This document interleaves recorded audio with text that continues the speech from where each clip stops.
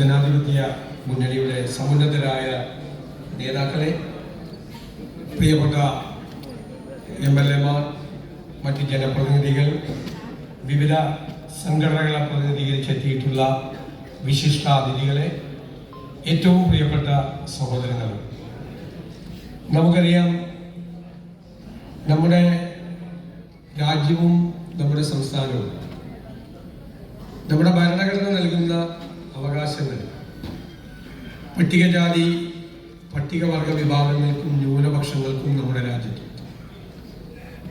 നൂറ്റാണ്ടുകളോളം ജീവിതത്തിന്റെ പിന്നാമ്പുറങ്ങളിൽ മാത്രം ജീവിക്കാൻ വിധിക്കപ്പെട്ട ഒരു ജനസമൂഹത്തിന് ജീവിതത്തിന്റെ മുഖ്യധാരയിലേക്ക് കൈപിടിച്ചു കൊണ്ടുവരാൻ വേണ്ടി കൂടിയാണ് നമ്മൾ സ്വാതന്ത്ര്യ സമരം നടത്തിയത്. ഞാൻ എപ്പോഴും പറയും, ഇന്ത്യയിലെ സ്വാതന്ത്ര്യ സമരം സമാനതകളില്ലാത്ത സ്വാതന്ത്ര്യ സമരമായി മാറിയത് അത് കേവലം രാഷ്ട്രീയ സ്വാതന്ത്ര്യത്തിന് വേണ്ടി മാത്രം നടന്ന സമരമായിരുന്നില്ല എന്നതുകൊണ്ടാണ്. നൂറ്റാണ്ടുകളോളം അവഗണിക്കപ്പെട്ട് കിടന്നിരുന്ന ജനവിഭാഗങ്ങൾക്ക് നീതി കൊടുക്കാൻ വേണ്ടി, സാമൂഹ്യ നീതിക്ക് വേണ്ടി കൂടി നടത്തിയ പോരാട്ടമായിരുന്നു നമ്മുടെ ദേശീയ പ്രസ്ഥാനം നടത്തിയതും നമ്മുടെ ദേശീയ നേതാക്കൾ നടത്തിയതും. അതുകൊണ്ട് തന്നെ നമ്മുടെ ഭരണഘടന നൽകുന്ന നിരവധിയായ കാര്യങ്ങൾ, അവകാശങ്ങൾ അവർക്കുണ്ട്.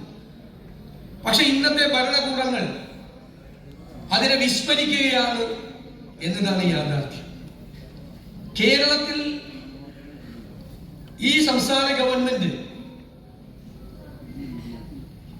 നീതിപൂർവമല്ലാത്ത നടപടിയിലൂടെ പട്ടികജാതിക്കാരുടെ ഫണ്ട് വ്യാപകമായി വെട്ടിക്കുറച്ചു.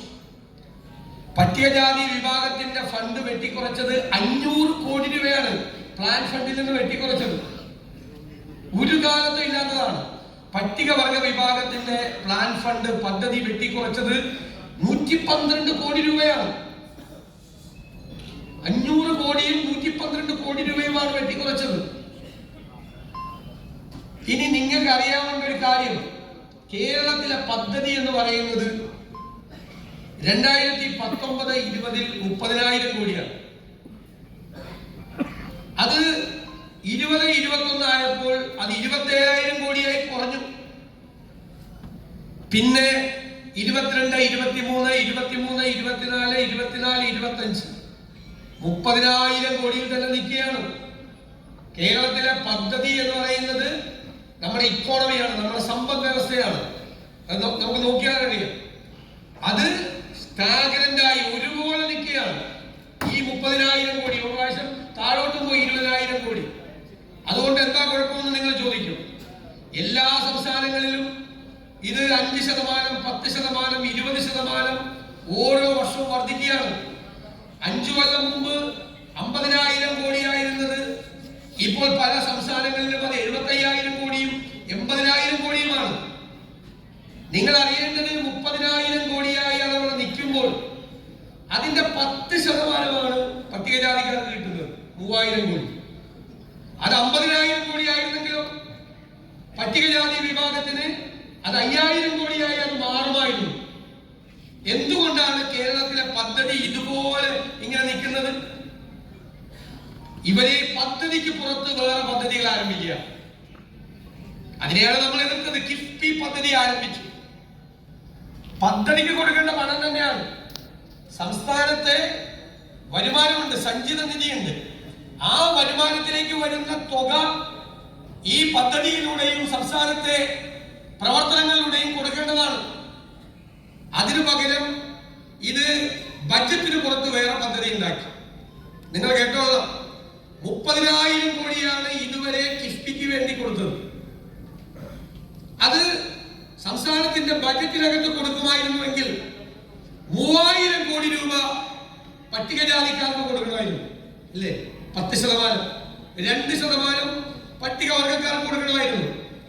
ഈ കിഫ്ബി പദ്ധതിയിലെ 30,000 കോടി രൂപയിൽ 3,000 കോടി രൂപ കൊടുക്കേണ്ട സ്ഥലത്ത് എത്രയാ പട്ടികജാതിക്കാർക്ക് കൊടുക്കുന്നറിയാമോ? 80 കോടി, 81 കോടി. 81 കോടിയുടെ പദ്ധതികളാണ് അവർക്ക് കൊടുത്തത്. 3,000 കോടി കൊടുക്കേണ്ട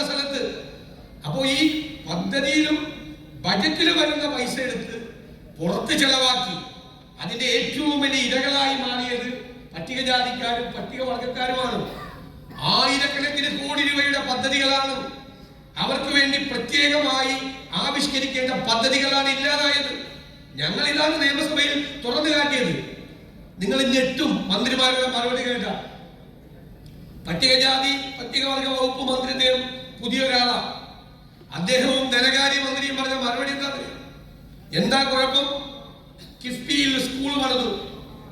അവിടെ സ്കൂളിൽ മറ്റു വിദ്യാർത്ഥികളോടൊപ്പം പട്ടികജാതിക്കാരും പഠിക്കുന്നത്. കിഫ്ബിയിൽ റോഡ് പണിതു.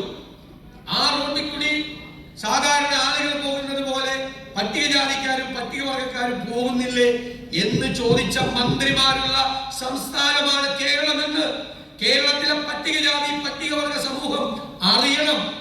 അവരോടുള്ള പ്രതിഷേധമാണ് UDF ഇവിടെ സംഘടിപ്പിച്ചിരിക്കുന്ന പ്രതിഷേധ സംഗമം. അവര് പറഞ്ഞതനുസരിച്ച് ഇനി പട്ടികജാതിക്കാർക്ക് വേണ്ടി പണം നീക്കി വെക്കണ്ട, ഇനി പട്ടികവർഗക്കാർക്ക് പണം നീക്കി വെക്കണ്ട. പാലം പണിതാലും റോഡ് പണിതാലും സ്കൂൾ പണിതാലും ഓഫീസ് പണിതാലും അതിൽ കൂടി കയറി പോയാൽ മതി പട്ടികജാതിക്കാർ എന്നാണ് കമ്മ്യൂണിസ്റ്റ് മന്ത്രിസഭ എന്ന് അവകാശപ്പെടുന്ന ഇവർ, ഇടതുപക്ഷം എന്ന് അവകാശപ്പെടുന്ന ഈ മന്ത്രിസഭയിലെ 2 മന്ത്രിമാർ നിയമസഭയിൽ നൽകിയ ഉത്തരവാണ് എന്ന് പറഞ്ഞു. അവ എത്ര വലിയ അവഗണനയാണ് അവരോട് നടത്തുന്നത് എന്ന് നിങ്ങൾക്കറിയാമോ? ഇനി ഈ 500 കോടി വെട്ടിക്കുറച്ച് 500 കോടി വെട്ടിക്കുറച്ചിട്ട് അത് ചെലവാക്കണമല്ലോ. ബാക്കിയുള്ളത് 500 കോടി വെട്ടിക്കുറച്ച ബാക്കി എത്രയുണ്ട്? അതിന്റെ ഇന്നിപ്പോ എത്രയായി? മാർച്ച് 13. ഇനി എത്ര ദിവസമുണ്ട്? 18 ദിവസം കൂടിയുണ്ട് ഈ സാമ്പത്തിക വർഷം തീരാൻ. ഈ വെട്ടിക്കുറച്ചതിന്റെ ബാക്കി എത്ര ശതമാനം ചെലവാക്കിയിട്ടുണ്ടെന്നറിയാമോ? 67.15%. വെട്ടിക്കുറച്ചിട്ടും ചെലവാക്കിയിട്ടില്ല.